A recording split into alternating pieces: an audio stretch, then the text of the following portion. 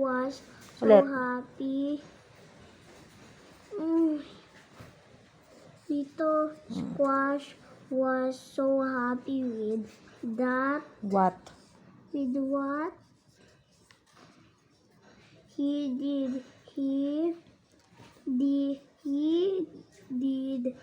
He did not know that what he kicked was a nest, not just a nest, but it was a bee's nest. Started flying to Squash, and they Stung. stung his head,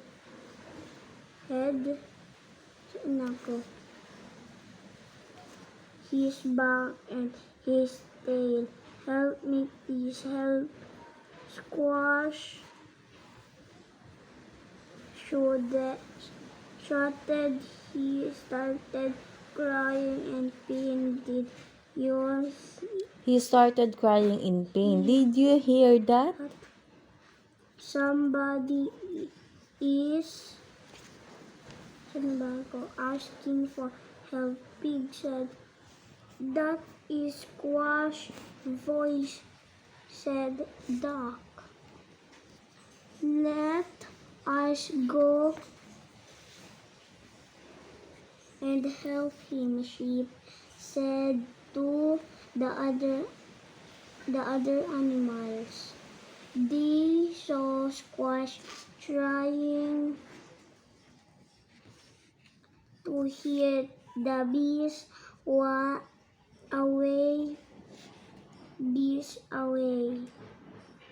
Pig called the other animals. Duck called the bird. Cold. Manang nilalamig yun eh. Ibig sabihin ng tinawag. Call the birds. Sheep. Ano to? Stayed. Stayed with Squash and Help. him shoo the bees away. We can do this together, said the birds. The birds flew after the bees until they all flew away. Are you okay now? Pahinga ka muna. Are you okay now? Ask Pig. Yes, I am. Thank you very much to all of you, Squash said. I am sorry for being so bad to you. To All of you. It's okay, It is okay, Squash. It is okay, Squash. It is okay, Squash.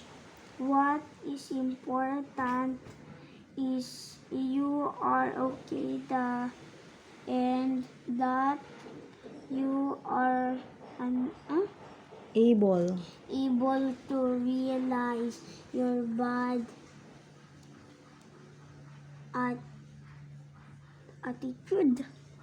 attitude and know that we can't be your friend, Sheep said.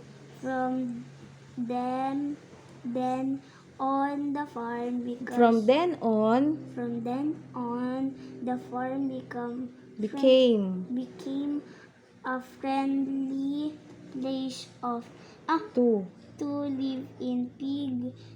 live in. Pig, duck, and sheep together. Tot.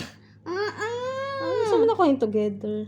That Squash was How to say excuse me. Nanny and Billy were so happy for Squash. become Everybody's friend. Yan, dapat daw binabago yung attitude. Dinadiretso ko na yung mga tuldok. Mali. Di ba pag may period, magpapahinga ng konti?